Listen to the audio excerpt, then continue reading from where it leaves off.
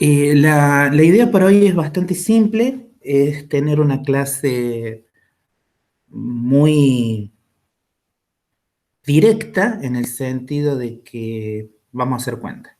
O sea, eh, yo me estaba resistiendo a esto porque, bueno, ya sabemos que escribir en vivo y en directo, escribir en tiempo real es complicado, en- inclusive con estas ayudas tecnológicas, y lo que no hemos visto hasta ahora es como bastante pesado en, desde un punto de vista eh, de la técnica.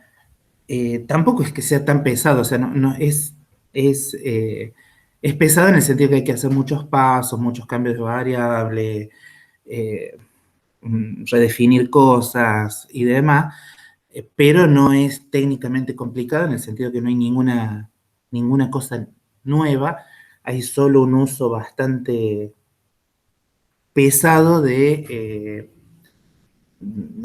básicamente de lo que uno hubiera visto en Frobenius, es decir, hay un uso pesado de la técnica de resolución de ecuaciones diferenciales de segundo orden,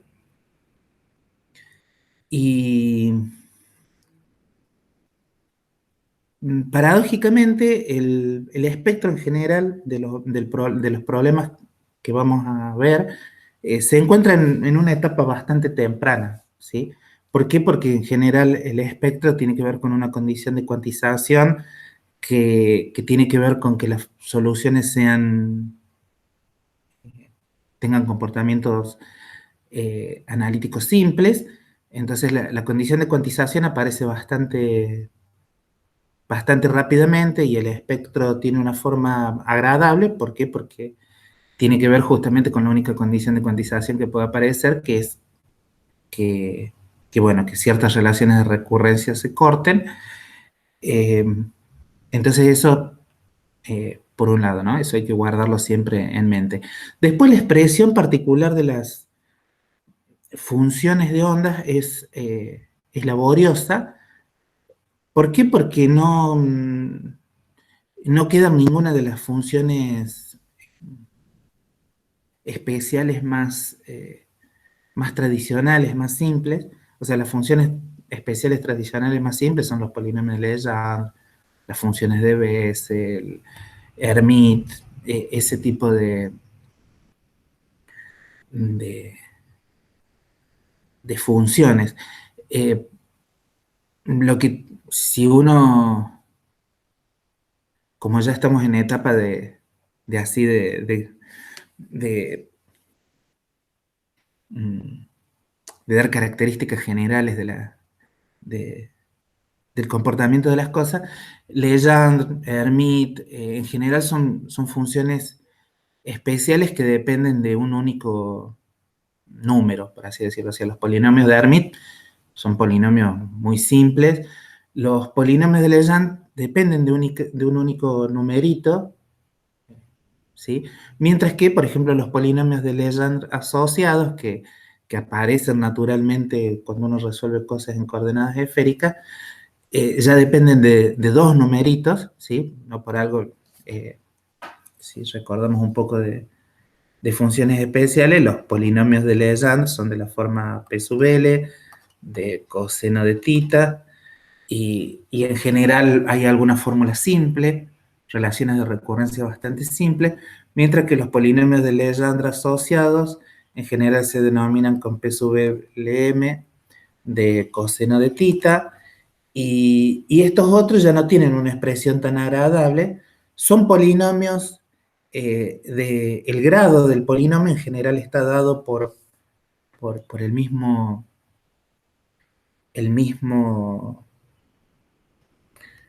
número, ¿sí? En este sentido, tanto los polinomios de Legendre asociados como los polinomios de Legendre son polinomios de grado L. Lo que hace el segundo número, que en este caso podríamos llamar segundo número cuántico, lo que hace es modifica los coeficientes y las relaciones de recurrencia. Pero ambos son polinomios de grado L, ¿sí? En lo que vamos a ver ahora van a aparecer también ciertos polinomios y dada la forma de la ecuación radial, ¿sí? Lo que sucede es que la ecuación radial en general tiene también tendencia a depender de dos números, entonces básicamente lo que uno va a tener es que nuestra querida la ecuación de Schrödinger escrita de alguna forma conveniente, ¿sí? Si uno aplica la ecuación de Schrödinger, lo que va a tener son funciones radiales que van a depender de, en principio, probablemente dos números cuánticos, y los armónicos esféricos. Esto es, y por supuesto, eh, si uno eh, separa la ecuación, o sea, si uno utiliza fuertemente que el hamiltoniano conmuta con el momento angular. En ese caso uno sabe que esta es la separación eh, que pone de manifiesto que el momento angular es una simetría, el momento angular al cuadrado y una de sus componentes, y, y bueno, y estas funciones radiales eh, dependen, uno presume, que va a depender de dos números cuánticos. ¿Y por qué? Y bueno, porque L queda naturalmente en la ecuación diferencial. ¿Por qué? Porque uno introduce los armónicos esféricos y porque uno supone que va a haber algún número cuántico eh, relacionado al comportamiento radial, ¿sí? Entonces, lo que nosotros vamos a ver es que las funciones radiales, y esto es una cosa general, en general, ¿cuál es el problema? Que en los problemas que vamos a estar interesados, por ejemplo, el oscilador armónico tridimensional o el átomo o los átomos hidrogenoides, lo que sucede es que R es una variable que está en un dominio semi-infinito, ¿sí? Entonces, genéricamente, lo que conviene es separar esta función radial en, en tres contribuciones, ¿sí? Vamos a las tres contribuciones las vamos a escribir con distintos coloritos para que eh, vamos a escribirlo como inventando alguna notación, como una R0, después como una R infinito por, ahora sí,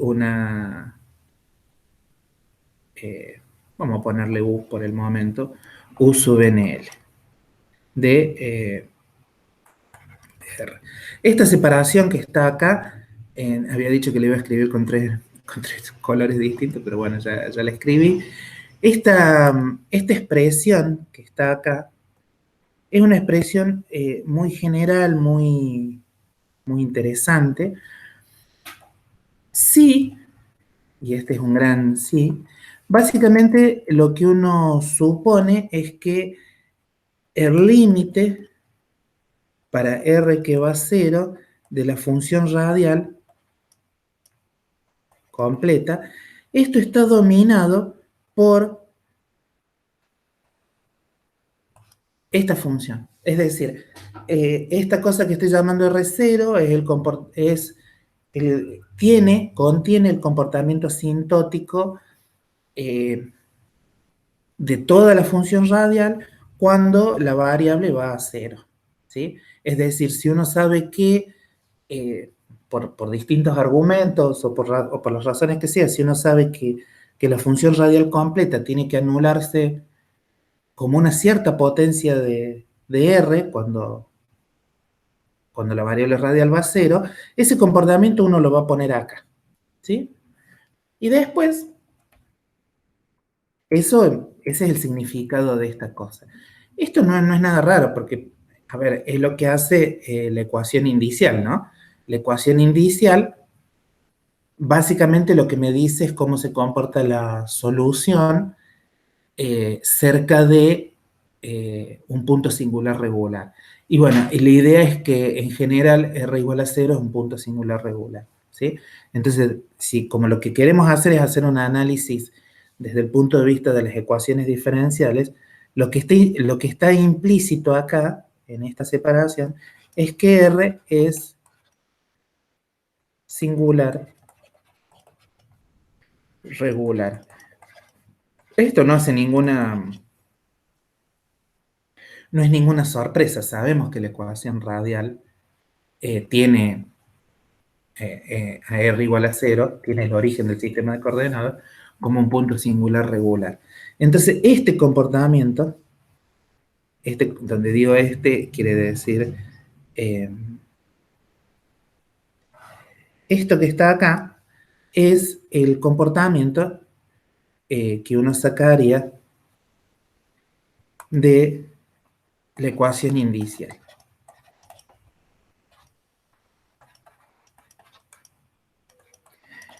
Esto yo lo digo en el lenguaje de método matemático de la física. ¿Por qué? Porque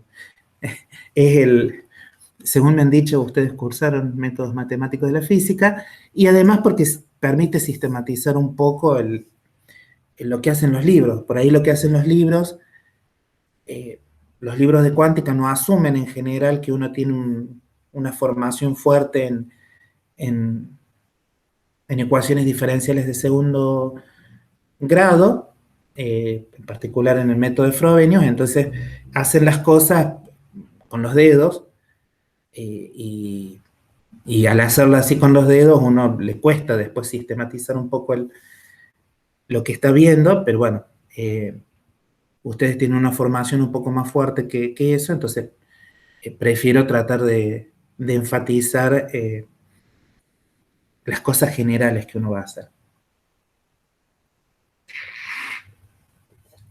Acá me estoy dando cuenta que esto que está acá está mal escrito. Debería decir R igual a 0 es singular regular.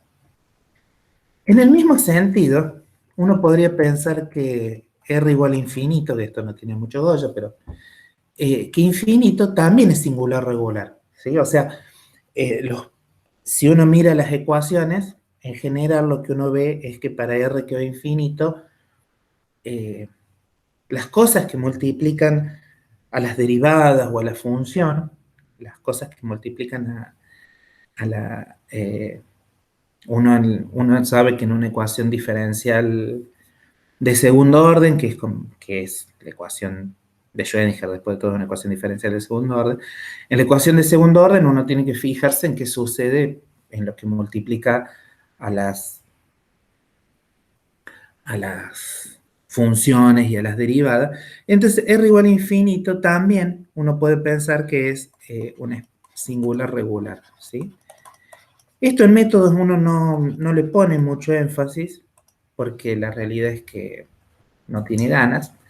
No tiene ganas de entrada de meterse en todos los problemas. En general uno se concentra en problemas en dominios finitos. En dominios finitos todo es mucho más sencillo. Pero bueno, uno en general puede o no darse cuenta de que R igual a infinito es singular regular, pero sí, de vuelta, lo que uno piensa es que el comportamiento para la coordenada radial que va a infinito de la función radial va a estar dominado por esta cosa que hemos denominado R infinito de R, ¿sí? Esta parte, digamos, así como la solución de la ecuación indicial y R0, lo que me asegura es tener eh, un comportamiento analítico convergente en cero. Obviamente, R infinito en R, también la idea es que me dé un comportamiento analítico convergente en, eh, en infinito, ¿sí? Es decir, uno puede pensar que ambas condiciones, ¿sí? Ambas condiciones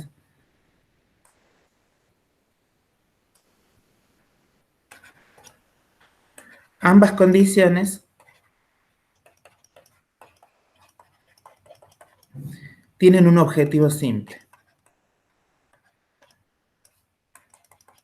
Tienen el objetivo de garantizar un comportamiento analítico suave y convergente.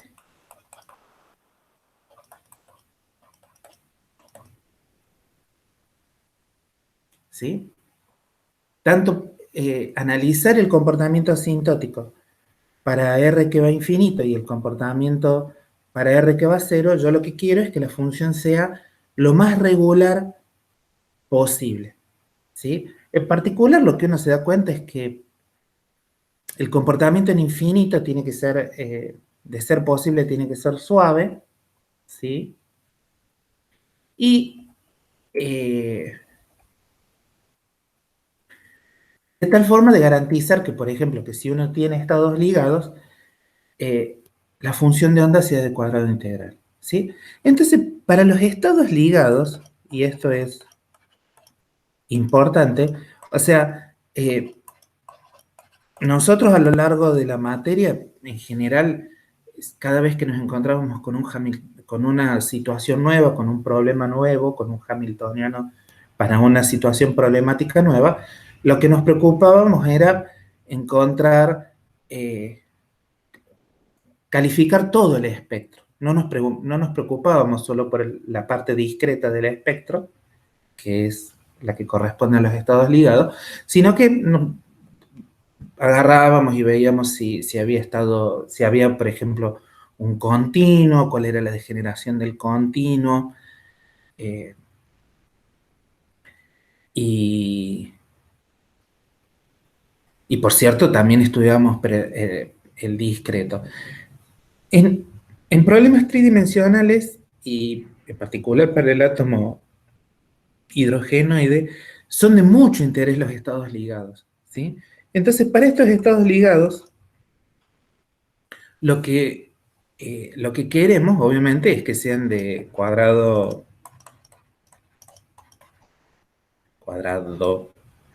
integrable.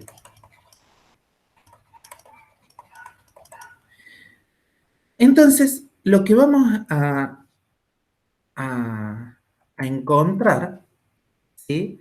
Es que, eh, bueno, además, en general dijimos, ¿no? Que cuando uno tiene estados ligados, eso lo que significa es que hay una zona del espacio que es clásicamente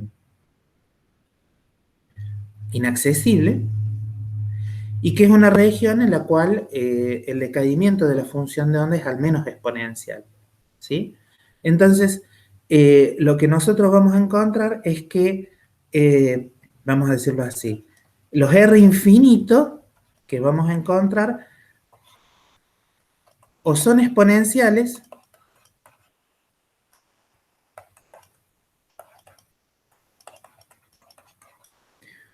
o decaen aún más rápido que exponenciales, ¿sí? Esto, de hecho, en el átomo hidrogenoide lo que vamos a encontrar que son exactamente exponenciales este comportamiento asintótico, mientras que en el átomo, perdón, en en el oscilador armónico tridimensional lo que vamos a ver es que en realidad decae básicamente como una gaussiana, lo cual es muy consistente con lo que uno encontró ya en una dimensión, ¿no? En una dimensión, lo que las funciones de onda que uno había encontrado para el oscilador armónico unidimensional eran básicamente las funciones de Hermite, que son gaussianas por polinomios, ¿no? Por polinomios de Hermite.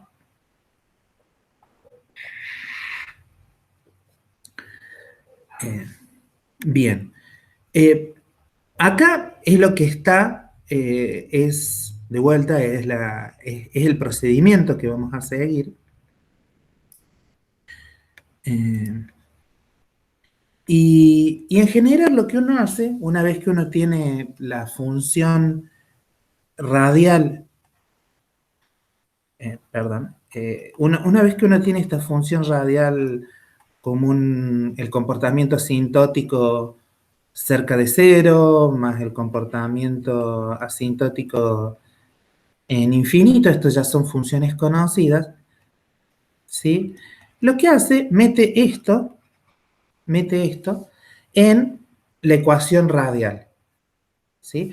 Lo que nosotros sabemos es que la ecuación radial es de la forma, para escribir menos, p sub r cuadrado sobre 2 mu, más, eh, perdón, ya estoy metiendo, ya estoy escribiendo cualquier cosa, más L por L más 1 sobre 2 mu R cuadrado, más el potencial, ¿sí?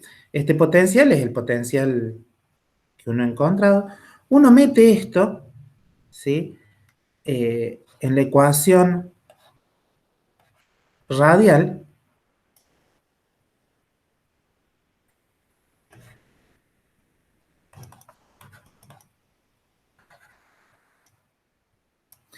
y lo que obtiene es obviamente algo, bueno, no sé si obviamente, pero suena como muy razonable. Lo que uno obtiene es una ecuación distinta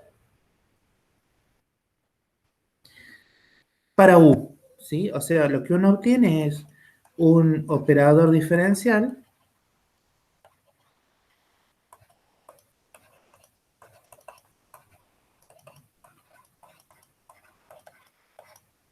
aplicado a la función que acá estamos llamando UDNL, y bueno, y con un poco de suerte, igual a alguna E por U sub NL. Acá pongo una E cursiva porque lo que uno se da cuenta es que como acá estoy metiendo un montón de, digamos, cuando utilizo esta forma de la que vamos a recuadrar en cuál sea este color, no sé. Eh, si metemos este ansatz o esta elección para la función radial, lo que uno se da cuenta es que el operador diferencial lo más probable es que cambie y además también que parezcan constantes dando vuelta por todos lados. Así que es perfectamente posible que esta energía cursiva sea alguna función simple del autovalor, ¿sí? Pero el problema que uno va a analizar con Frobenius, ¿sí? La víctima de Frobenius, por así llamarla, es esto. Acá es donde vamos a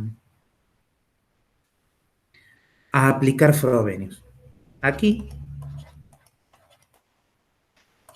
aplicamos,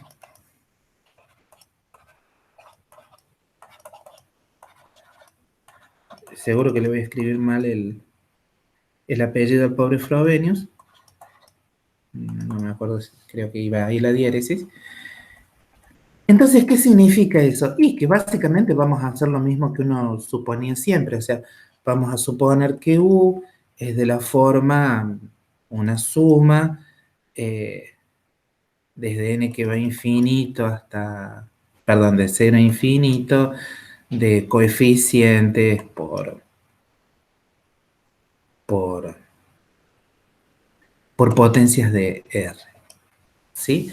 Lo interesante, lo interesante es que como como ya sacamos el comportamiento de la ecuación inicial, ¿sí? Como ya sacamos el comportamiento de lo que va a cero y esta R infinito en general es algo eh, que va a una constante cuando R va a cero, ¿sí? Eh, ¿Qué quiero decir con esto? Que U sub NL en general, uno no tiene que suponer que va acá ningún prefactor, sino que directamente U es de, uno puede proponer que tenga esta solución en serie, ¿sí? ¿Por qué? Porque ya el término de la ecuación indicial y todo eso yo ya lo metí en la forma explícita de la función radial R sub NL, ¿sí? Entonces, cuando uno aplica y obtiene Frobenius, si uno hace todo bien, y en general, bueno, por suerte los libros lo hacen bien porque pueden, pueden hacer las cuentas varias veces, lo que uno encuentra es una relación de recurrencia, ¿sí? Esto no nos tiene que sorprender porque es lo mismo que uno tenía en métodos matemáticos de la física. En general uno encuentra que alguna relación de recurrencia de la forma a sub n más 2 igual a alguna función eh, de n, ¿sí? Y al menos para los problemas para los problemas que uno tiene, o sea, para los problemas, quiero decir, de, de, del átomo de hidrógeno y demás, lo que uno encuentra es que, capaz que estoy, eh, déjenme escribirlo en forma un poco distinta, porque estoy pensando si no lo estoy haciendo demasiado simple. Uno encuentra alguna relación de recurrencia a sub n más 1, que es alguna función de qué cosa, y a priori, eso es lo que me dice el método de Frobenius, a priori van a estar acá a sub n menos 1, a sub n menos 2, hasta en principio a sub 0. Esto es totalmente general, ¿sí?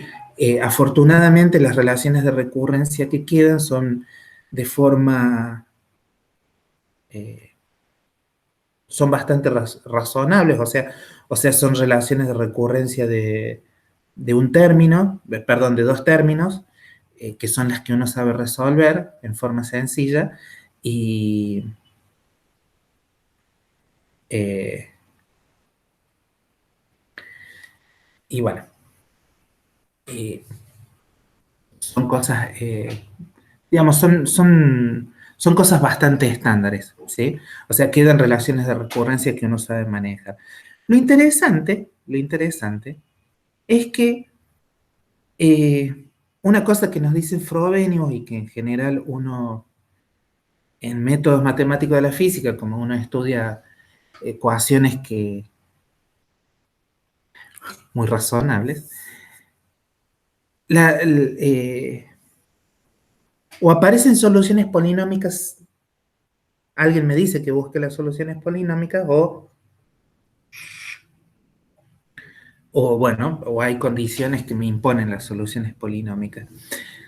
Lo que uno puede ver, y esto es muy general, es que si uno analiza dos términos sucesivos de la relación de recurrencia, ¿sí? Que pueden ser a n más 1 y a n, o sea, si uno estudia la convergencia de esta serie,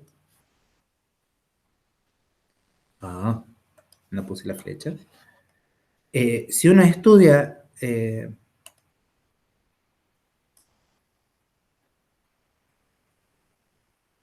estas series tienen un problema que es que en general son mal comportadas. A- Como serie, U es mal comportada.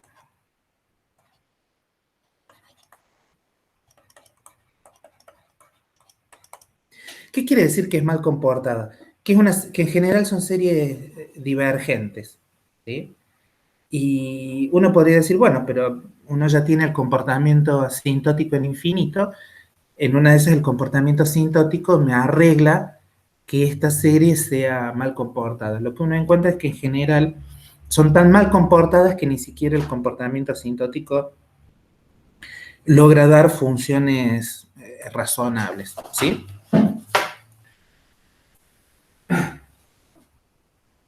Entonces, para tener soluciones bien comportadas,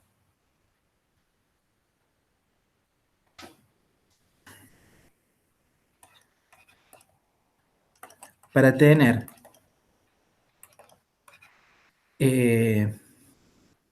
U eh, bien comportada quiere decir que obviamente que la integral, por ejemplo, entre 0 e infinito de r cuadrado RNL cuadrado, uno sepa que esto es finito, ¿no? Uno quiere que esto sea menor que alguna constante positiva. Para tener U bien comportada, ¿sí? Lo que hay que buscar son U polinómicas. O lo que es lo mismo, hay que pedir que la relación de recurrencia, la relación de recurrencia de los A, ¿no? La relación de recurrencia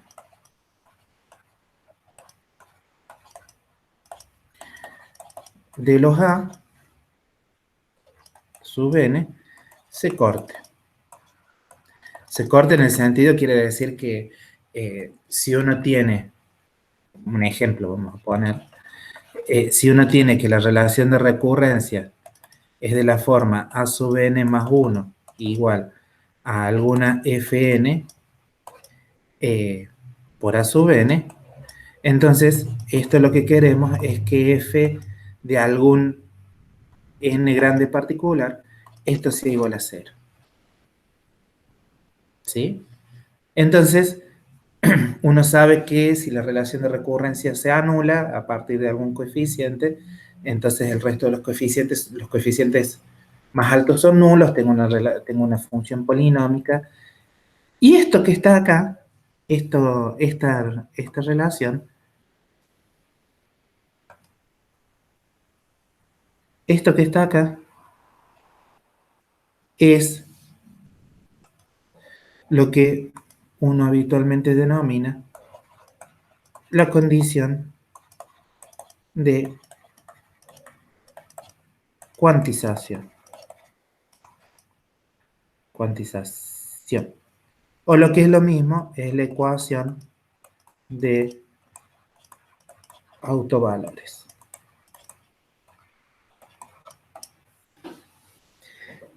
¿Ok?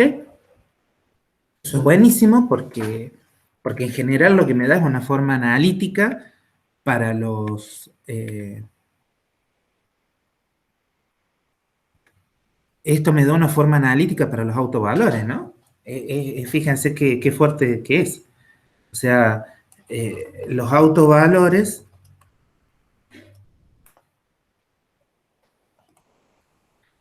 son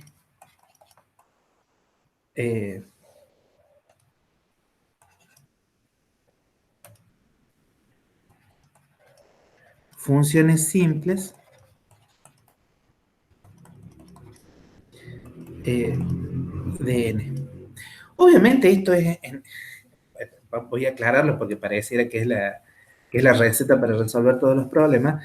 Esto funciona así, esto, eh, o vamos a decirlo así, no, está bien, esto era razonable. Esto es cierto para problemas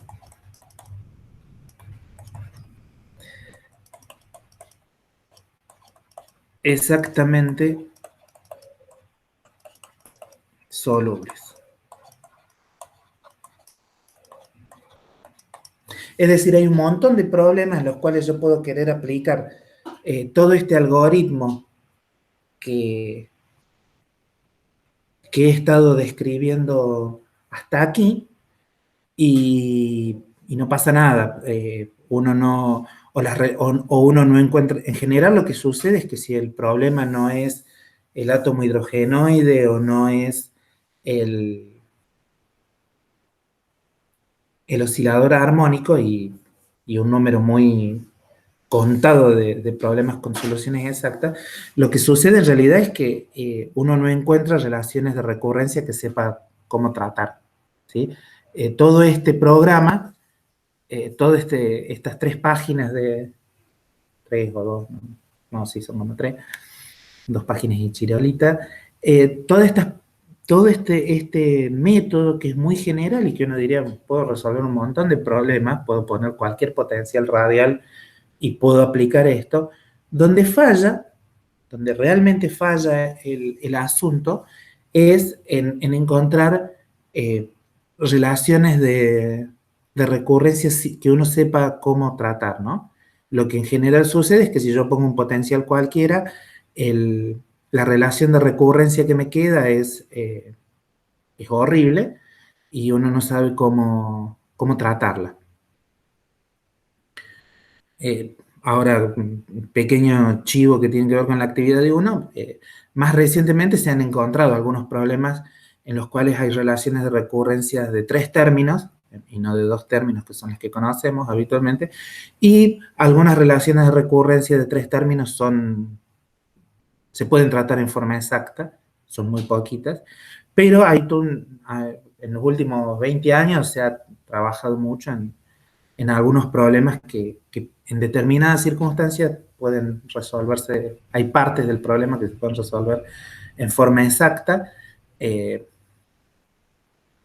y bueno, y tienen relaciones de recurrencia de 3 términos, pero en general lo que sucede es que si uno encuentra una relación de recurrencia de 3 términos, el problema terminó ahí, ya no sé qué hacer y tengo que buscar soluciones de otra forma, y no de esta forma tan agradable, típica de las ecuaciones diferenciales. Entonces, si uno quisiera aplicar esto al, a la ecuación del... Si uno ahora ya podemos empezar a pensar en cosas más específicas, ¿sí? Uno podría hacer todo esto para el caso del potencial eh, que uno hemos dicho que identificamos con, el, con un átomo con un único electrón, ¿sí? Si uno hace esto, hay distintas formas eh, de proceder, ¿sí? La forma que está en el, en el Galindo, que es más o menos el libro en el cual están basados fuertemente los apuntes, en general uno no trabaja con la función radial completa. Acá va a haber un pequeño problemilla mm, de notación, sino que en general lo que uno trabaja es con la función radial reducida, que uno introdujo de esta forma. ¿Y por qué? Porque hay veces es conveniente usarla para apoyarse en lo que uno sabe de problemas unidimensionales. Eh, entonces, lo que uno hace en general es estudiar, o sea, todo lo que dije antes de estudiar los comportamientos asintóticos y, y escribir finalmente una solución en serie, uno lo que lo hace es para la ecuación para U, ¿sí? Entonces, lo que estudiamos, lo que se estudia,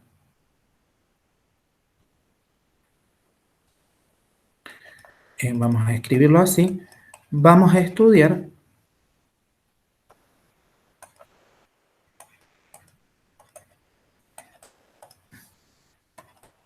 la ecuación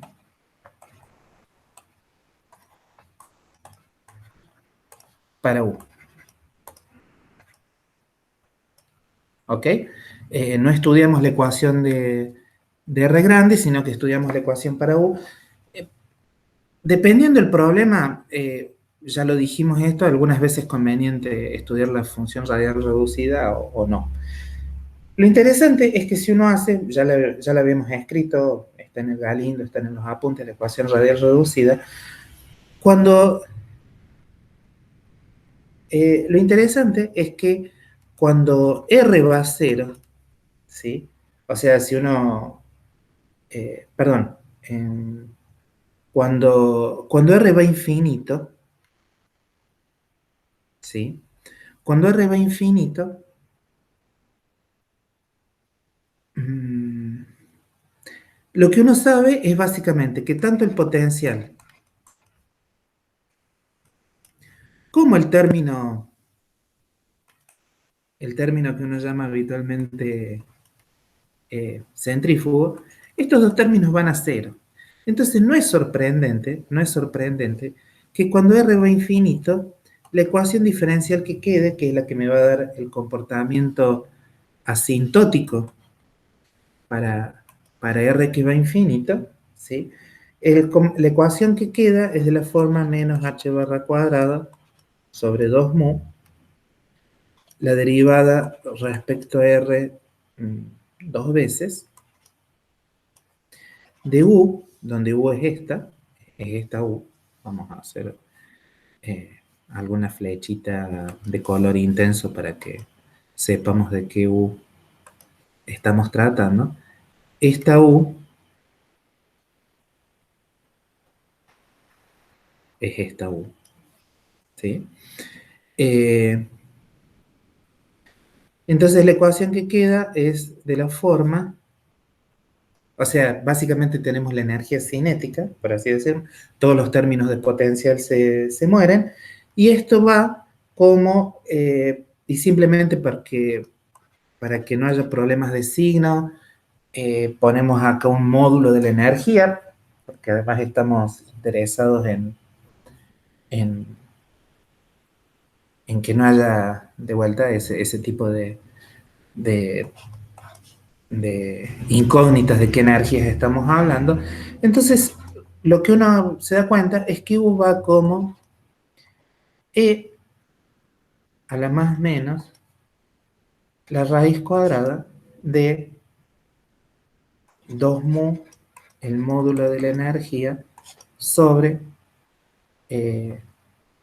h barra cuadrado, todo esto está dentro de la raíz cuadrada, por R.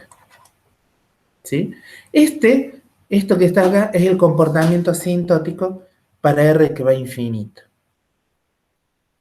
lo cual es como muy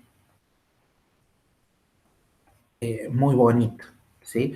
O sea, fíjense que esto que está acá, si no hubiera potencial, esto tiene mucha pinta del K que uno asocia a, digamos, tiene pinta del vector de onda que uno asocia, ¿sí? De todas formas, lo que uno se imagina es que, digamos, ambas exponenciales son compatibles con la ecuación diferencial. Ahora, si lo que uno quiere es que la función decaiga para uno quiere tener una función de cuadrado integrable, ¿sí? El cuadrado integrable lo que va a imponer es que el comportamiento asintótico que uno le interesa es de la forma e a la menos kappa r, donde este kappa no es otra cosa que la raíz cuadrada de 2 veces la masa reducida, el módulo de la energía sobre h barra cuadrada. ¿Sí? Eso es eso es el comportamiento asintótico para el, para R que va infinito de la función U. Para estudiar el comportamiento asintótico cerca de cero de la función U, hay que conviene introducir algunas otras constantes adimensionales, ¿sí? No,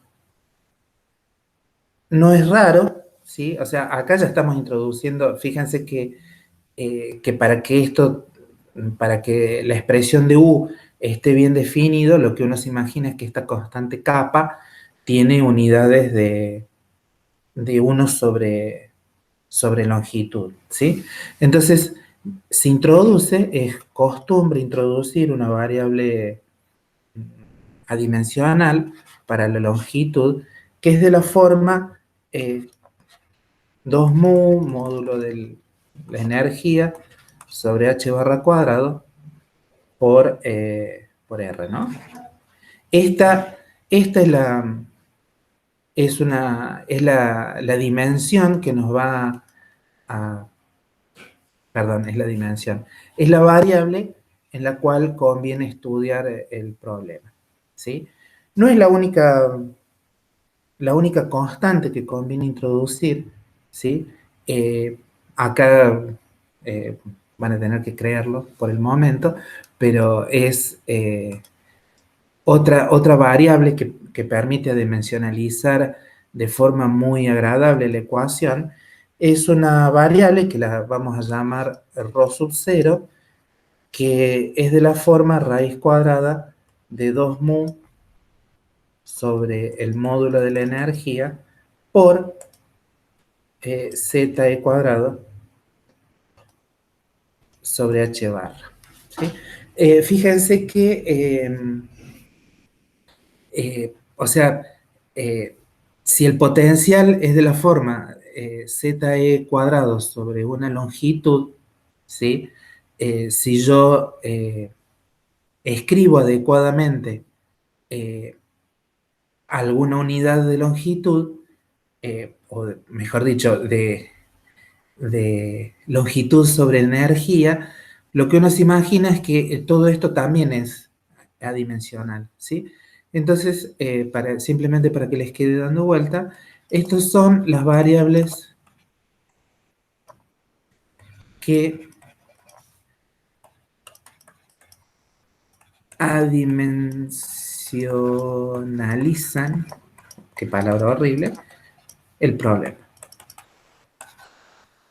O lo que es lo mismo, lo dejan sin unidades aparentes. Eh, lo que uno se da cuenta es que si lo que uno tiene es la ecuación de Schrödinger, ¿sí?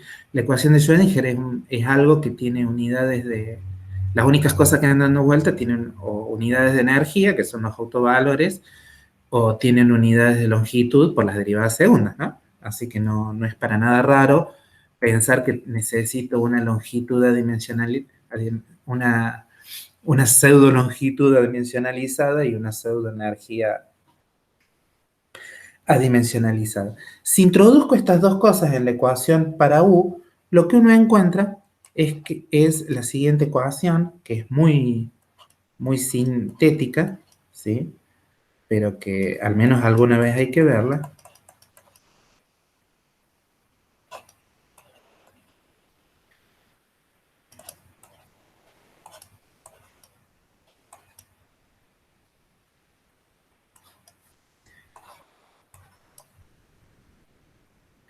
Le voy a poner el U sub L para que sea la misma notación que está en el apunte, y además porque L aparece explícitamente en la ecuación, entonces sería como raro uno no le haga aparecer el U sub L dando vuelta. Entonces, esta ecuación que está acá, esta ecuación que vamos a recuadrar en rojo, eh, esto que está aquí no es otra cosa que la ecuación, el resultado esto es la ecuación de Schrödinger. Es la ecuación de Schrödinger donde uno ya introdujo el, el, la parte angular, está la parte digamos, de la energía cinética que depende de la coordenada radial, ¿sí? Y los términos de potencial son fácilmente reconocibles. Queda claro que este es el potencial eh, centrífugo, mientras que el término que depende de ρ sub 0 es claramente el potencial, el potencial de Coulomb. Y bueno, y este uno tiene que ver con que a la energía, dividí todo por la energía e introduje coordenadas adimensionalizadas, entonces todas las constantes importantes del problema están ocultas en ρ0 y en L, ¿no? Bueno, están ocultas, las de L están más o menos explícitas. Pero esta es la ecuación radial que queda para la función radial reducida y es en esta función en la cual uno efectivamente termina haciendo lo que viene prometiendo desde hace rato, que es hacer el análisis asintótico. El análisis asintótico de U para R que va infinito ya lo hicimos, entonces acá lo que vamos a hacer es hacer el análisis asintótico para ρ que va a cero, ¿sí?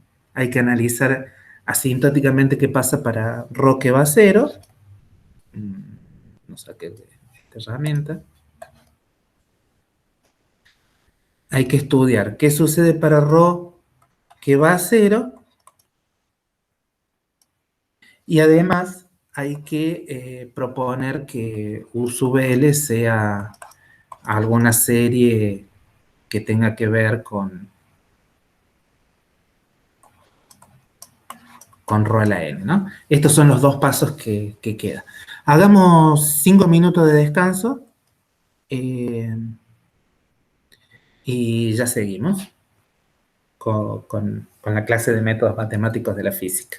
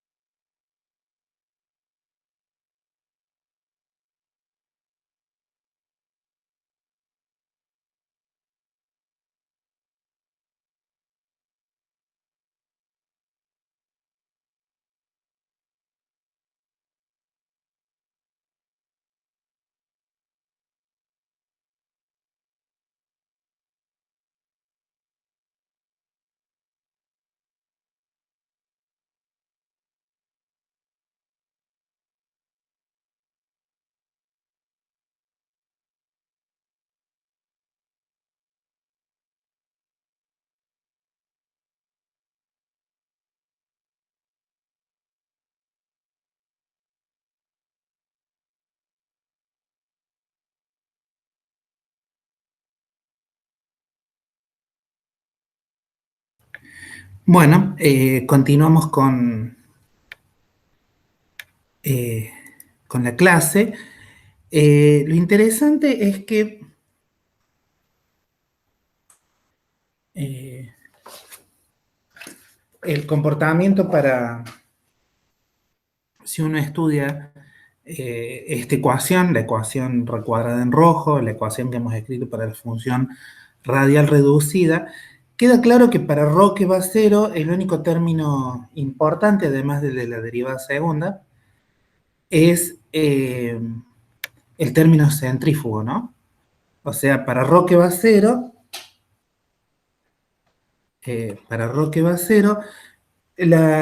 los términos que uno tiene que considerar son básicamente la derivada segunda respecto a ρ dos veces y el término que es de la forma L por L más 1 sobre R cuadrado aplicado a U tilde L y esto es igual a cero, ¿sí? Con lo cual, esa U tilde que acá momentáneamente queda claro. Si uno hace el análisis de la ecuación inicial, da lo mismo, ¿sí? Acá, bueno, sobre todo porque además ya estamos un poco apretados de tiempo, lo que uno saca es que UL tiene que ir o como ρ a la L más 1 desde esta ecuación, o que U tilde tiene que ir como ρ a la menos L, lo cual no es sorprendente porque es lo mismo que uno obtenía cuando no tenía potencial, ¿sí? Eh, así que esto que está acá no es sorprendente, es exactamente lo mismo que uno tenía cuando no tenía ningún potencial, y está bien, porque lo que en general uno supone es que todos los potenciales de interés, ninguno va a diverger más fuerte, ninguno va a tener un comportamiento más horrible acá ya estoy viendo que cometí un error, esto es ρ. Se supone que los potenciales en el origen pueden llegar a tener algún comportamiento eh, poco satisfactorio, como es de Coulomb, que diverge, pero en general si es convergente, este va a ser el comportamiento dominante para, para la coordenada radial que va a cero, ¿sí? Y eso va a ser, y es básicamente independiente del potencial. ¿Por qué? Porque uno supone que que los potenciales en, en el origen van a tener siempre un comportamiento más suave eh, que, que diverger como uno sobre la coordenada radial al cuadrado, ¿no? Entonces, básicamente, que este sea el comportamiento asintótico para la coordenada radial que va a cero no es sorprendente para nada. Y de vuelta, y con el mismo argumento de siempre, en general, el comportamiento asintótico que uno va a preferir es el comportamiento asintótico que tiene que ver eh, con ρ a la L más 1. ¿Por qué? Porque, de vuelta, esto me asegura que la función eh, radial reducida tiene un comportamiento súper aceptable y por lo tanto la función radial va a tener un comportamiento razonable, etcétera, etcétera, etcétera. Entonces, lo que podemos eh, decir a esta altura es que nuestra U sub L que es lo que habíamos dicho, tenemos que multiplicar los comportamientos asintóticos para ρ que va a cero, para, para ρ que va a infinito, ¿sí? Fíjense que eh, si uno utiliza la coordenada dimensionalizada, la exponencial queda sin ningún coeficiente explícito, es simplemente de la forma e a la menos ρ, y la parte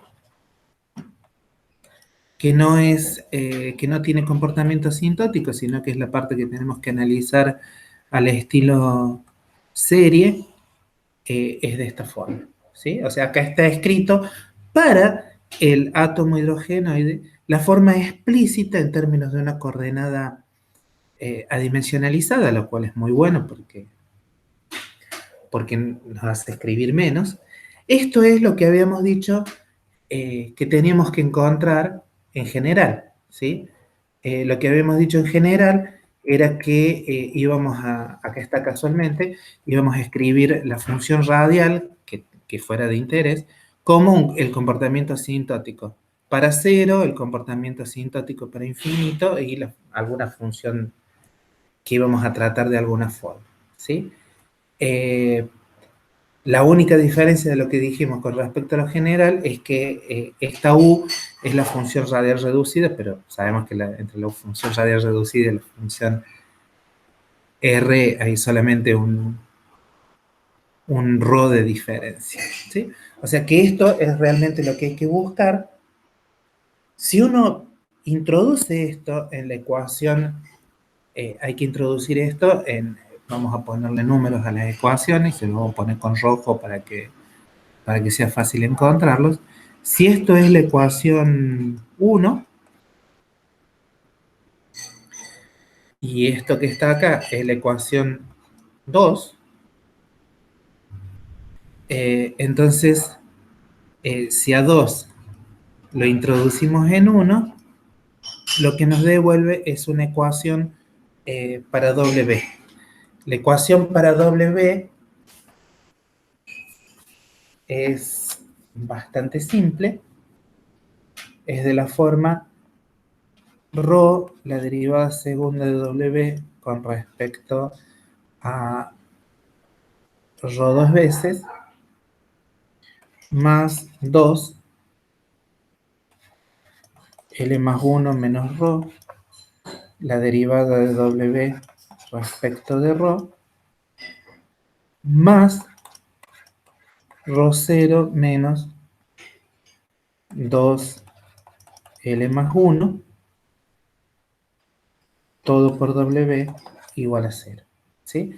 Entonces ya dijimos que ahora como los comportamientos asintóticos ahí están explícitos, a W de ρ, o sea, ya nos deberíamos haber hecho cargo de, del punto singular regular en ρ igual a 0.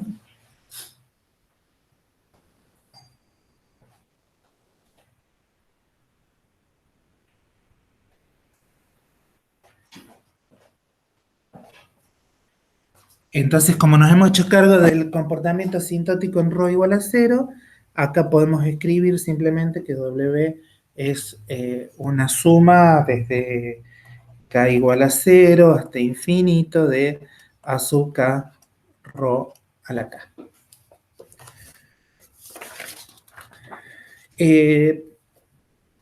Reemplazar en la ecuación diferencial y igualar términos de iguales potencias, etcétera, etcétera, etcétera, se puede hacer de una forma bastante burocrática, o sea, es lo mismo de siempre. Y lo interesante es que si uno escribe los términos de iguales potencias, saca la relación de recurrencia, y la relación de recurrencia explícita es de la forma AK más 1 igual a 2 veces K más L más 1 menos ρ0, todo dividido, K más 1, K más 2L más 2, y todo esto por azúcar. Es decir, obtenemos una relación de recurrencia de dos términos, y son dos términos sucesivos, o sea, no es de por ejemplo, algunas de esas que se encuentran entre K más 2 y K y cosas por el estilo. Fíjense que el potencial, digamos, uno no puede pensar acá que el potencial tiene... a ver, queda claro que el potencial de Coulomb es un potencial que tiene... eh, si uno lo mira, o sea, desde el punto de vista de las coordenadas esféricas, uno no puede hablar de ρ y menos ρ, o sea que uno no tiene una paridad exactamente, claramente definida. Entonces, uno, por ejemplo, solía encontrar relaciones de recurrencia de la forma K más 2K, cuando uno podía, por ejemplo, encontrar funciones con una paridad definida en la variable. ¿Sí? Acá eso no es así. En principio, lo que uno se da cuenta es de que eh, hay que tener un poquito de cuidado con el concepto de paridad. Lo que queda claro también es que para que esta relación de recurrencia eh, se corte, la condición es bastante simple, ¿no? Otra cosa que además uno también puede ver es ver cómo es el comportamiento de dos términos sucesivos, ¿no? Y dale con escribir con rojo y no cambiar de color. Eh, Fíjense que uno podría analizar cómo es el cociente entre dos términos sucesivos de la red, y uno se da cuenta que para acá que va infinito, básicamente esto va eh, como 1 sobre k, ¿ok? Eh, Obviamente estoy eliminando un montón de términos. Entonces, este comportamiento asintótico del cociente, esto, por ejemplo, se da cuando esto lo que me dice es que asintóticamente W de ρ, si yo no corto la relación de recurrencia, se comportaría de la forma E a la ρ, ¿sí? E a la ρ, si uno lo analiza como una serie, le da que dos términos sucesivos, eh, el cociente entre dos términos sucesivos, se comporta exactamente de esta forma. ¿Sí? Esto es digamos, estas dos cosas son consistentes. Entonces, esto lo que me dice es que hay que cortar sí o sí, hay que cortar la relación de recurrencia.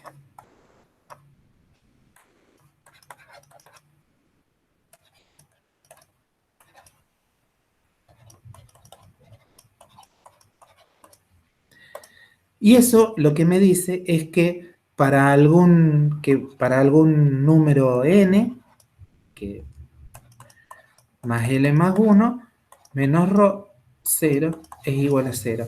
Y esto que está acá ya es la condición de cuantización. O sea, ese era el nombre que le habíamos dado más arriba, ¿no? Esto es realmente lo que estábamos buscando, ¿sí? O sea, si uno pone ρ 0,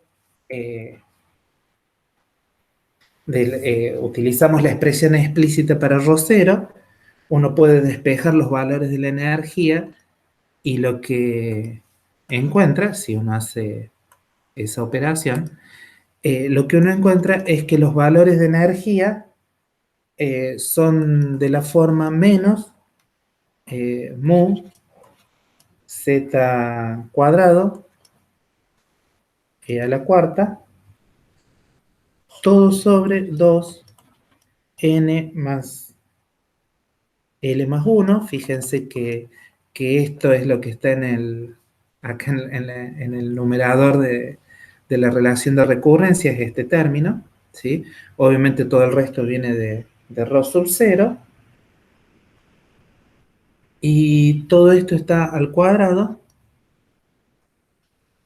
y a su vez dividido h barra cuadrada. Lo que hace alguna gente, lo que hace todo el mundo en realidad, no es otra cosa que uno define un numerito cuántico principal, que es de la forma n más L más 1, ¿sí? Y entonces lo que sucede es que la energía es igual a menos mu z cuadrado a la cuarta, todo sobre 2h barra cuadrada n cuadrado. Y esta expresión es, no es otra cosa que las energías que uno encontraría, por ejemplo, en la serie de Balmer. Esto no es nada más ni nada menos que la fórmula con la cual uno empezó motivando la materia, ¿sí? Los estados ligados de átomos de un electrón eh, están caracterizados por un número discreto, n, un número entero, y ese número entero me dice que, bueno, que las diferencias de energía entre los niveles ligados de ese electrón al átomo hidrogeno y de a esa fuente de potencial están caracterizados por este numerito y, bueno, y alguna constante que, que, eh, que uno puede verificar experimentalmente, ¿no? Es decir, la constante es mu z cuadrado e a la cuarta sobre 2h barra cuadrado. Esto tiene nombre propio, ¿sí? Habitualmente se lo conoce como el Rydberg o cosas por el estilo, ¿sí? Esto es una constante medible, determinable, etcétera, etcétera, etcétera, ¿sí? Lo que uno se da cuenta es que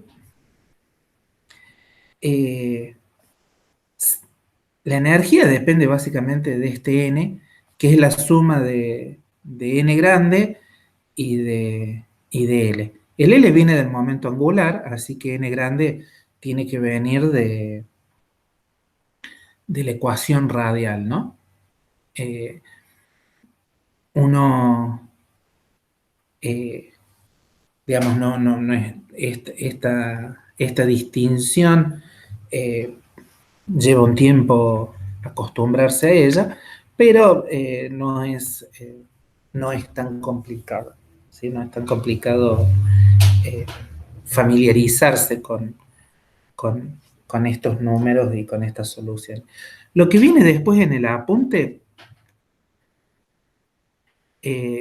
no es nada más ni nada menos que un análisis de cómo son, de qué valores posibles, compatibles hay para N, para L, etcétera, etcétera, etcétera. Hay toda una serie de consideraciones que se pueden hacer para, para estas, eh, para estas, eh, para las funciones. En general, lo que uno termina haciendo es a las funciones de onda las termina escribiendo o caracterizando, ¿sí? Acá lo voy a hacer un poco, voy a resumir un poco lo que está en el apunte. A las funciones de onda se las suele, obviamente lo que uno hace es reconstruye la función radial y a las funciones de onda las escribe en términos de los numeritos n, l y m. Fíjense que acá el n que pongo es este que está acá, ¿sí? Entonces, como n chiquito, es la suma de n grande más l más 1, lo que uno se da cuenta es que, obviamente, eh, si uno escribe las cosas en términos de Sn, ¿sí? La relación que uno tiene, como este n, uno también podría escribir que n es igual a n menos l menos 1, ¿sí? Como uno sabe que este n grande es un número natural, fíjense que, perdón, n grande es mayor o igual que cero. ¿Por qué? Porque es lo que está acá en la solución en forma de serie, ¿no? O sea, acá, el valor que está acá en la relación de recurrencia está entre 0 e infinito, ¿sí? N grande es digamos, esta relación de recurrencia, yo lo puedo cortar para acá igual a 0, para acá igual a 1, etcétera, etcétera. Cuando corto, le llamo n grande, pero no hay nada más que eso, ¿sí? O sea, este n grande es un número que puede ser 0, 1, 2, 3, cualquier número entero no negativo, ¿sí? O sea, n tiene que ser realmente mayor o igual que cero. Entonces, si n es mayor o igual que cero, lo que queda claro es que L tiene que ser menor o igual que n menos 1. ¿Ok? Eso es más o menos sencillo. Y además, por supuesto, lo que uno sabe es que los valores de m, que es la componente, m es el numerito que caracteriza la componente z del momento angular, esto está caracterizado, con sus valores están restringidos entre L y menos L. ¿Sí? Entonces, cuando las soluciones uno las da en términos del número cuántico n chico, el número cuántico principal, L y M, uno tiene que recordar que n mayor, eh, es mayor o igual que, eh, básicamente lo que uno se da cuenta es que si, fíjense que acá en la ecuación que cuando uno define al número cuántico n pequeño, eso es igual a un n que puede ser mayor o igual que 0, L que también es mayor o igual que 0, más 1. O sea que el valor más pequeño de n chico es 1. N es mayor o igual que 1, L tiene que ser menor o igual que n menos 1 y M está entre L y menos L. ¿Ok? Entonces, habitualmente, fíjense que uno puede agarrar y decir, bueno, ¿qué cosas uno tiene compatibles? Cuando n es igual a 1, entonces L es igual a 0 y M es igual a 0. N igual a 1, lo que uno se da cuenta es que corresponde, dado que la energía es una función decreciente de n, ¿sí? Acá queda claro. La función, la energía, perdón, el módulo de la energía es una función decreciente de n. El valor de energía más chico, esto n igual a 1, es el estado fundamental. Estado fundamental. El valor de energía más bajo. E1 es exactamente igual a menos mu, bueno, ya a esta altura escribirlo es como, ya uno lo escribe de memoria, ¿sí? Esto es el estado fundamental. Después de n igual a 1, lo que viene es n igual a 2, ¿sí? Para n igual a 2, en principio, uno tiene los valores que uno podría llegar a tener a n, perdón, para L, son todos aquellos valores menores o iguales que n menos 1, o sea que es compatible tener L igual a 1 y L igual a 0. Compatibles con L igual a 1 tenemos, obviamente, M puede asumir los valores menos 1, 0 y 1, mientras que para L igual a 0, M es igual a 0. De la misma forma puedo pensar que sucede para n igual a 3, con lo cual para n igual a 3 tengo, ya no es sorprendente, L igual a 2, L igual a 1, L igual a 0, y para cada uno de estos tengo todos los valores compatibles de m. M va desde menos 2 hasta 2, M va desde menos 1 hasta 1 y M es igual a 0. Para aquellos que recuerden la- las lecciones de química elemental del secundario, van a empezar a reconocer la notación que habitualmente se utiliza para lo que se llaman las capas de electrones, ¿sí? Eh, esta forma de denotar a las funciones de onda tiene que ver con el número cuántico principal, el momento angular al cuadrado y el momento angular componente z, ¿sí? Obviamente, lo que uno se da cuenta es que las distintas valores de n, como la energía solo depende de n chico, del número cuántico principal, lo que uno se da cuenta es que todos los valores de n igual a 2, hay un montón de valores degenerados, ¿no? O sea, yo cambio L, cambio M y no pasa nada, porque de lo único que depende la energía es de n chico, ¿sí? Lo interesante es que uno puede contar esa degeneración, ¿sí? O sea, E sub n ya dijimos que es menos mu z cuadrado e cuarta sobre 2h barra cuadrado n cuadrado. La degeneración de E sub n se puede contar y básicamente sale igual a n cuadrado. O sea, la degeneración de los niveles del átomo de hidrógeno crecen muy fuertemente con el número cuántico principal, ¿sí? Esto es una cosa que uno, bueno, es sorprendente, pero teniendo en cuenta que es un problema tridimensional y que hay muchas simetrías y que el potencial de Coulomb es una cosa sumamente particular, no es extraño, a priori, que tener una degeneración tan grande de los niveles de energía.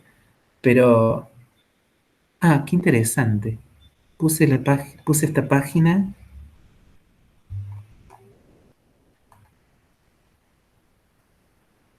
estuve poniendo estas páginas antes que las otras. Perdón, quedó un poco, después lo ordeno. eh, Fui agregando las hojas en sentido al revés. Pero bueno, es más o menos sencillo darse cuenta. A ver, entonces lo que vamos a seguir, ya que estamos acá, vamos a seguir agregando páginas eh, después. Entonces, ahí está. Bien, fíjense que todo esto que está acá hasta ahora, lo único que hemos dicho es, bueno, tenemos la relación de recurrencia para la función W, podemos resolverla, podemos encontrar la condición de cuantización, podemos escribir los autovalores de la energía y, y se puede analizar cuál es la degeneración, analizar cómo es el comportamiento de los distintos eh, números cuánticos que caracterizan tanto a los autovalores como a las autofunciones. O sea, se puede hacer un análisis muy completo, pero no hemos dicho nada de la forma explícita de las soluciones, ¿sí? Eh, Esto tiene que ver con que, bueno, que a ver, queda claro que si uno corta la relación de recurrencia en algún número dado y utiliza esta expresión, uno puede fabricar polinomios, ¿sí?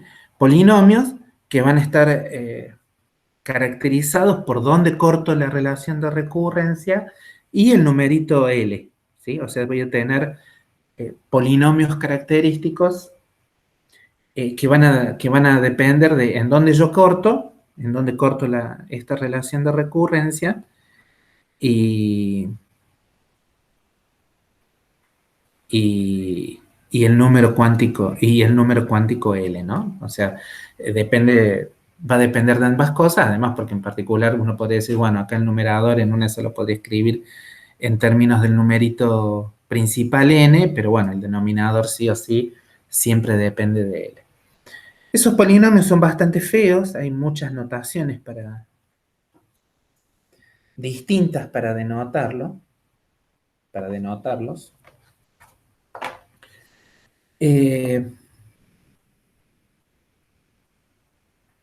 En general, lo que vamos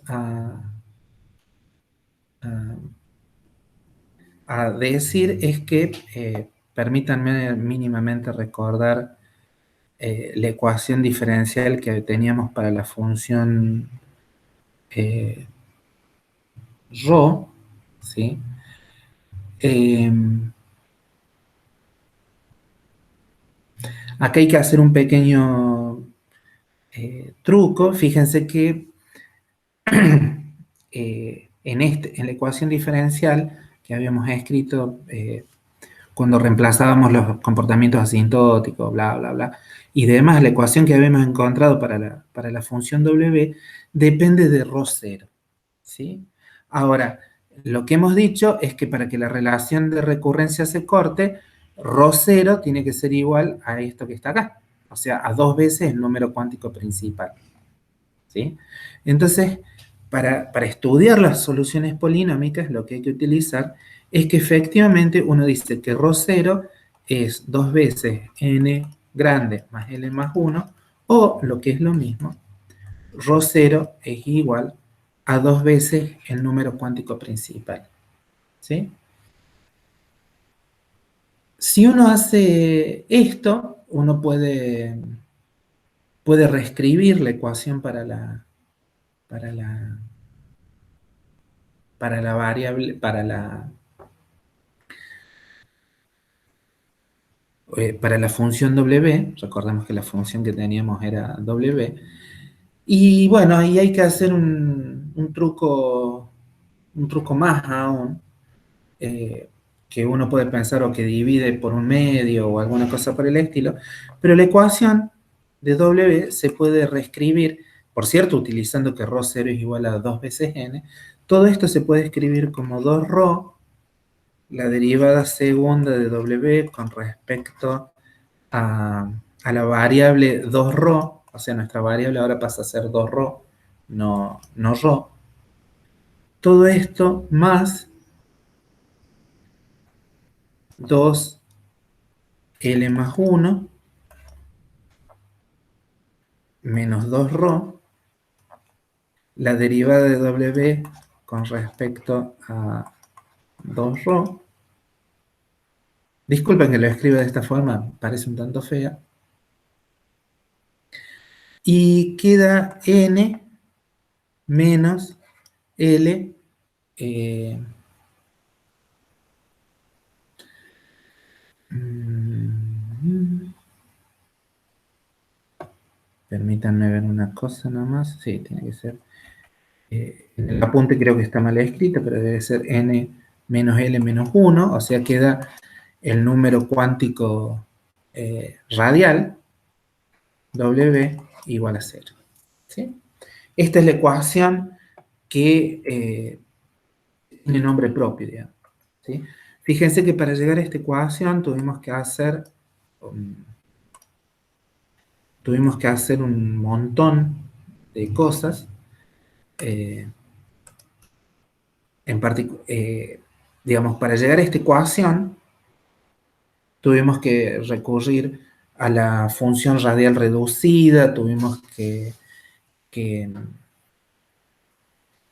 introducir los comportamientos asintóticos de la ecuación radial reducida. Después también tuvimos que dimensionalizar, tenemos que descubrir cuál es la relación de cómo se corta la relación de recurrencia, introducir el número cuántico principal. O sea, hay muchísima información técnica, pero básicamente son todos pasos algebraicos, no hay física. Pero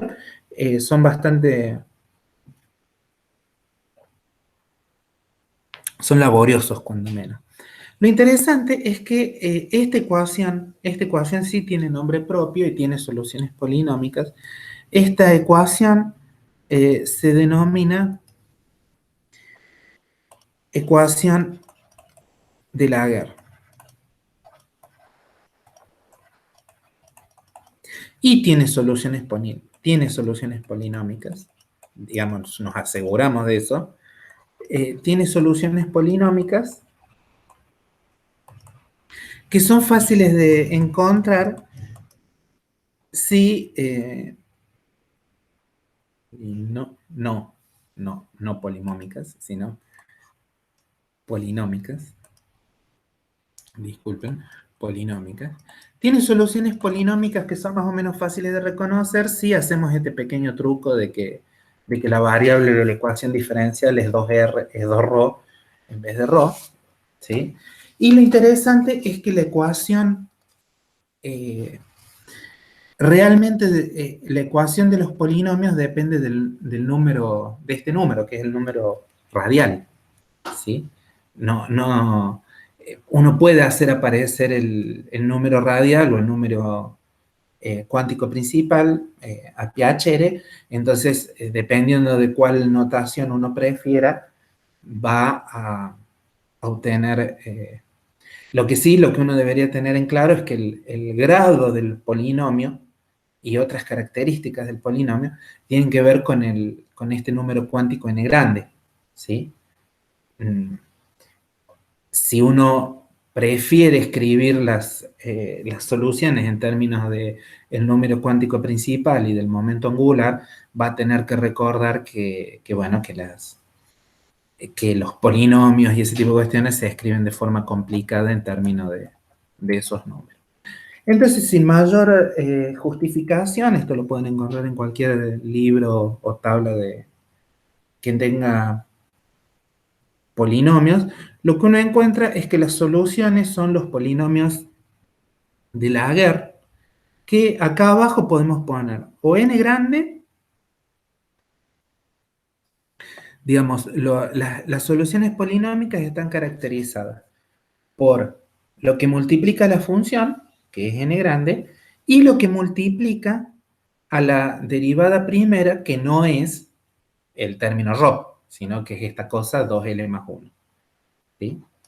Las soluciones polinómicas están caracterizadas, uno puede acordarse si uno ve la ecuación de Laguerre, que tienen que ver con lo que es, con la constante que multiplica la derivada primera y la constante, el número, fíjense que estas constantes no solamente son constantes, sino que son números naturales. A lo sumo, este número puede ser 0, ¿sí? Pero tanto el número n grande como 2L más 1 son dos números naturales, y los polinomios se pueden denotar así, la variable de los polinomios es 2ρ.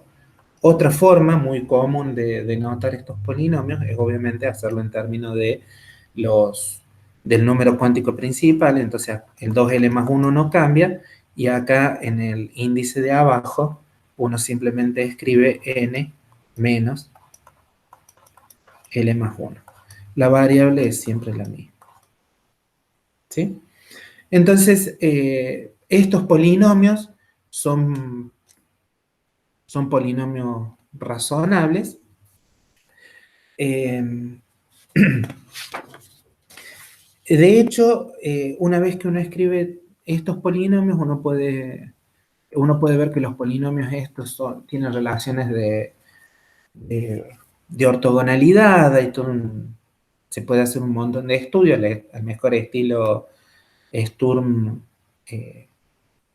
Liouville, al mejor estilo teoría de Sturm, pero resumiendo, las funciones de onda, psi n l m, o sea, escrito en términos del número cuántico principal y de los números cuánticos que están relacionados con el momento angular, todo esto se puede escribir, al menos una vez en la vida conviene escribirlo con todos los numeritos habidos y por haber. Z ya dijimos que tenía que ver con la carga del núcleo, esto es Z a la 3 medios.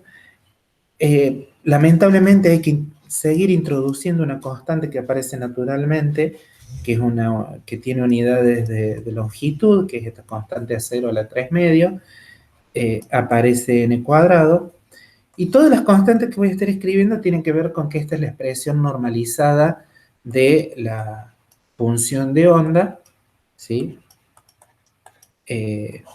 O sea, esto que estoy escribiendo es realmente una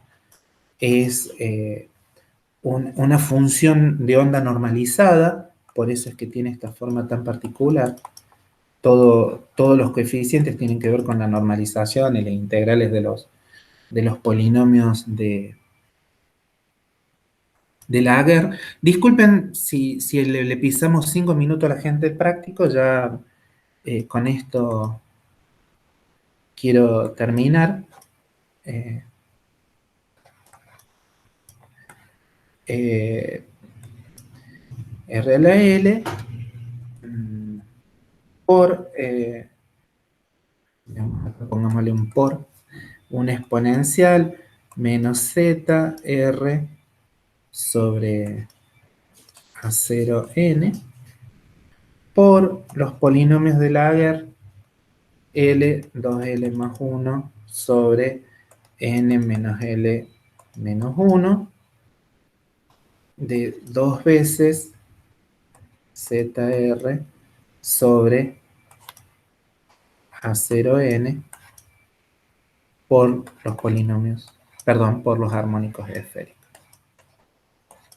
Es decir, la función es bastante fierita, por decirlo de alguna forma, pero lo que seguro tenemos es que el módulo cuadrado de psi nl m, en donde norma quiere decir es el cuadrado integral, esto es igual a 1. Esto es una notación corta para decir que es la integral de la función de onda al cuadrado en todo, del módulo cuadrado de la función de onda en todo el espacio. Si uno la mira con un poco de cariño a esta función, puede reconocer cosas bastante rápidas. Por ejemplo, puede reconocer el comportamiento asintótico exponencial para la variable radial que va a infinito, ¿sí? Puede reconocer el comportamiento asintótico para la variable radial que va a 0, ¿sí? Y también puede reconocer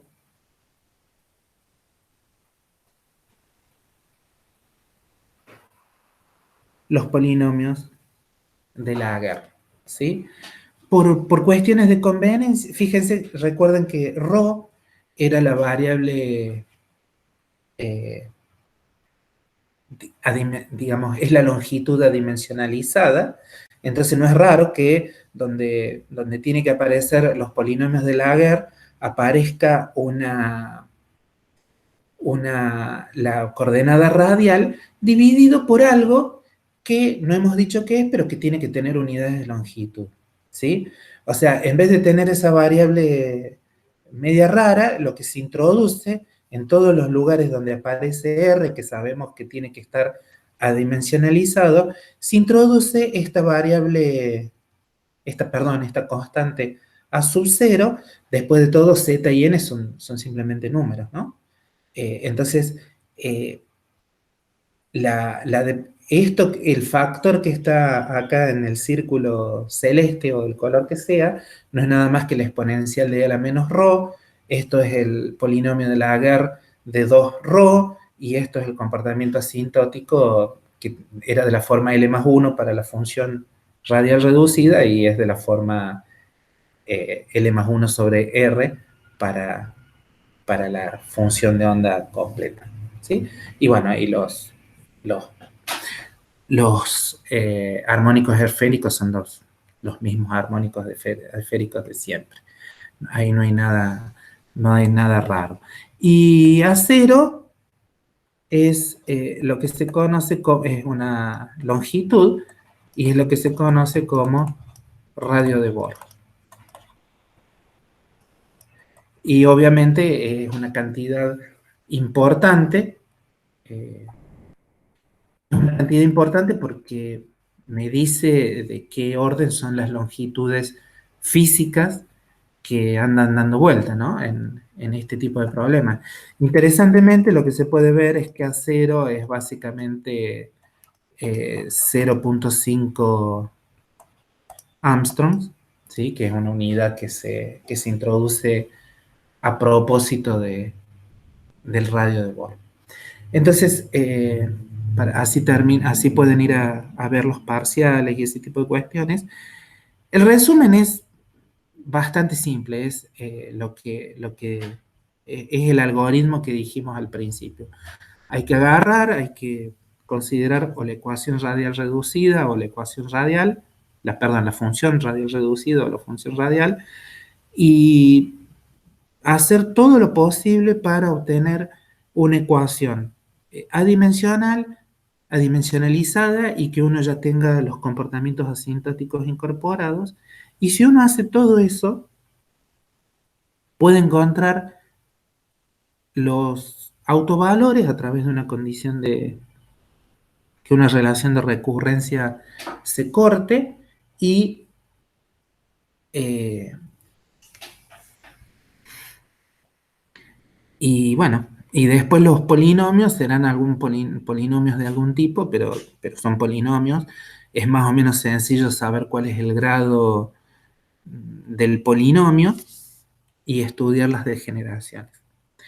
Esto que hemos hecho acá, está hecho para las coordenadas esféricas y para el, y para el átomo hidrogenoide, es lo mismo que se hace exactamente para eh, o sea, la clase anterior lo que habíamos visto era que se podía, el problema se podía, eh, perdón, lo que faltaba ver era el átomo de hidrógeno en coordenadas esféricas, el átomo de hidrógeno en coordenadas parabólicas, eh, la solución algebraica utilizando el vector de Lenz, y después el oscilador armónico en coordenadas esféricas y en coordenadas cartesianas. Filosóficamente, todos los puntos estos hay que tratarlos de la misma forma, salvo el del vector de Lenz, que es una solución algebraica muy bonita,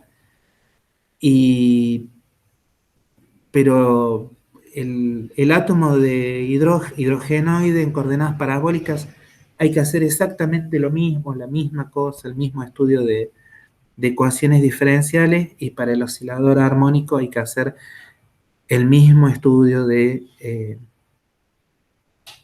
ecuaciones diferenciales de segundo grado. Así que no debería haber sorpresas en lo que viene.